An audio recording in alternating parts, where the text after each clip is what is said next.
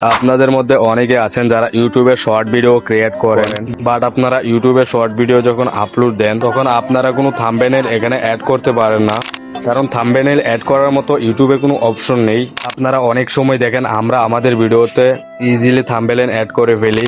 তো থাম্বনেল কিভাবে অ্যাড করবেন ইউটিউব শর্টে, তো আজকের এই ভিডিওটা এই সাবজেক্টটা নিয়ে। তো ফার্স্টে আমরা স্ক্রিনে চলে আসছি, কথা না বাড়িয়ে তো চলুন ভিডিও শুরু করা যাক। ফার্স্টে আমি ইউটিউবে চলে যাব, এরপরে এখানে প্লাস আইকনে ক্লিক করে আমার ওই ভিডিওটা সিলেক্ট করব যেখানে আমি থাম্বনেল ব্যবহার করতে যাচ্ছি। প্রথমে আমরা থাম্বনেল এবং ভিডিও দুইটাই সিলেক্ট করে নিব। এরপর এটা স্কিপ করে আমার থাম্বনেল ফটোটার উপরে ক্লিক করব। 2.0 সেকেন্ড থেকে টেনে নিয়ে এসে 0.5 সেকেন্ডে নিয়ে আসবো। এরপর নেক্সটে ক্লিক করার পরে ভিডিওর উপরে ট্যাপ করব। প্রসেসিং হয়ে গেলে এখান থেকে টেনে থাম্বনেলে নিয়ে আসতে হবে। এবার যদি আপনি ভিডিও আপলোড দেন তাহলে অবশ্যই থাম্বনেল অ্যাড থাকবে। আজকের এই ভিডিওটা যদি ভালো লাগে তাহলে অবশ্যই চ্যানেলটা সাবস্ক্রাইব করে দিবা, আর যারা ফেসবুক থেকে দেখছো তারা অবশ্যই চ্যানেলটা ফলো করে দিবা।